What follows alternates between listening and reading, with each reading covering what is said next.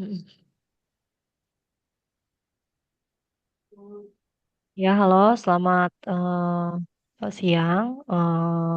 Kami mau menjelaskan tentang materi atau mata kuliah Arsitektur Enterprise kelompok 3, yaitu anggota kelompok. Saya memperkenalkan anggota kelompok saya dulu. Saya sendiri dengan Tiara, ada Kak Eis Daniati, Kak Amelia, Kak Mariatun, dan Bang Aji. Kemudian di sini, di slide ini kami akan mengambil tema untuk penyelesaian masalah menggunakan framework TOGAF. Temanya Smart Campus Universitas Sistem E-Learning.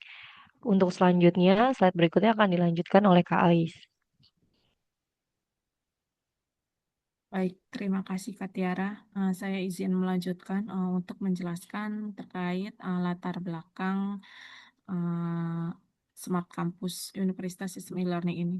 Smart Campus merupakan konsep pengelolaan kampus yang memanfaatkan teknologi informasi untuk meningkatkan aktivitas layanan akademik dan administrasi, serta transformasi digital di dunia pendidikan semakin pesat dan kebutuhan sistem e-learning yang terintegrasi di universitas sangat dibutuhkan. Masih banyak juga kampus yang memiliki sistem yang terpisah atau fragment sistem. Next, Kak.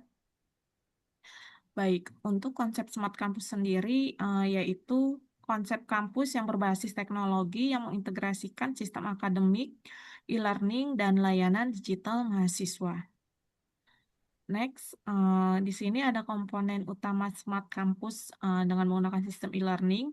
Yang pertama, media pembelajaran online, kemudian distribusi materi kuliah, pengumpulan tugas, pelaksanaan ujian online, dan yang terakhir komunikasi dosen dan mahasiswa.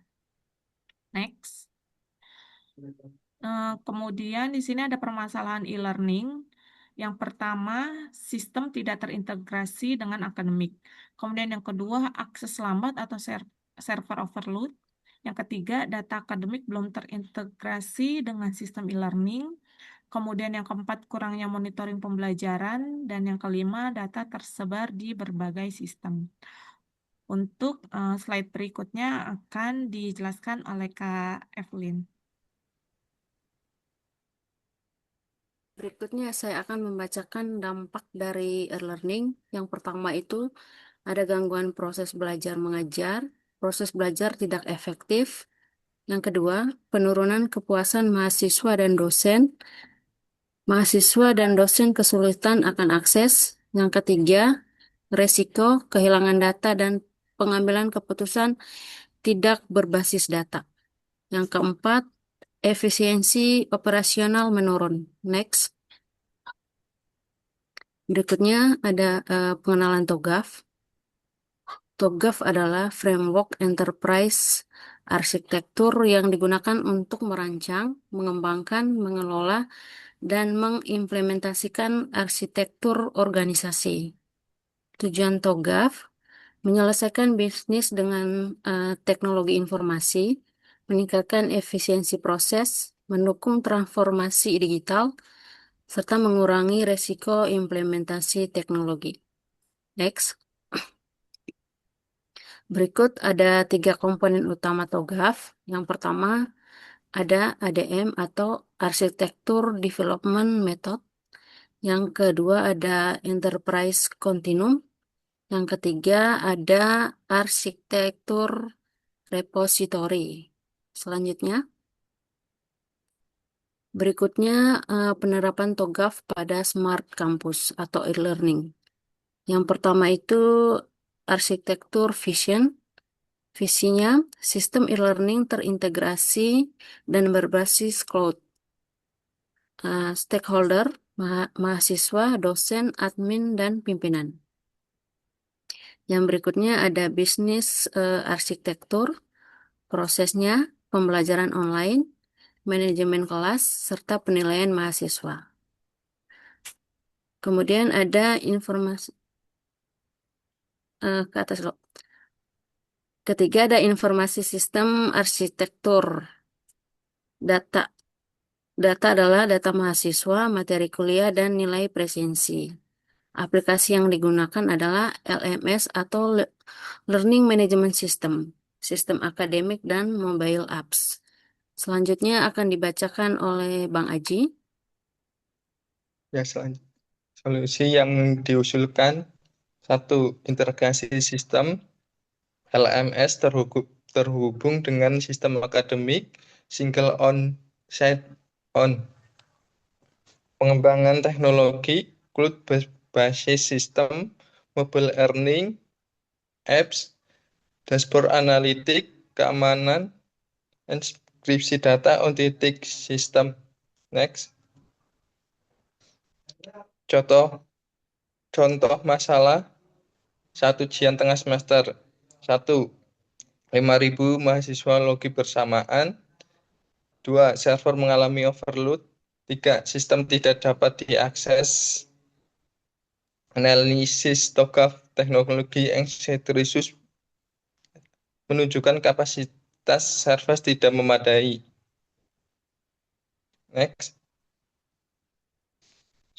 Solusi. 1. Implementasi cool infrastruktur. 2. Load balancer. 3. Auto scaling server. Next. Hasil. 1. Akses lebih cepat. 2. Downtime berkurang. 3. Ujian berjalan lancar. Next, selanjutnya di sama Kak Mariatun. Terima kasih Kak Aji. Untuk selanjutnya di sini saya mau menjelaskan tentang rencana implementasi. Yang pertama ada analisis kebutuhan, yang kedua pengembangan integrasi sistem, yang ketiga implementasi cloud server, yang keempat pengujian sistem, yang kelima ada pelatihan pengguna, dan yang terakhir adalah go live. Next. Untuk pengawasan implementasi, ada indikator keberhasilannya, uptime-nya lebih dari 99%, waktu responnya kurang dari 3 detik, kepuasan pengguna lebih dari 85%, dan integrasi datanya 100%. Next. Untuk manfaat implementasi TOGAF bagi mahasiswa adalah akses belajar lebih cepat, sistem stabil, informasi akademiknya terintegrasi. Untuk bagi dosennya, pengelolaan materi lebih mudah dan penilaian otomatis. Dan bagi universitas, efisiensi operasional dan mendukung smart camp. Next.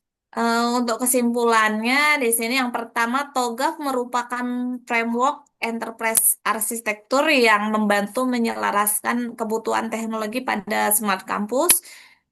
Yang kedua, permasalahan e-learning seperti downtime, akses lambat, dan sebagainya dapat dianalisis menggunakan TOGAF ADM. Solusi yang dihasilkan meliputi integrasi sistem, penggunaan cloud computing, penerapan SSO, dan peningkatan keamanan.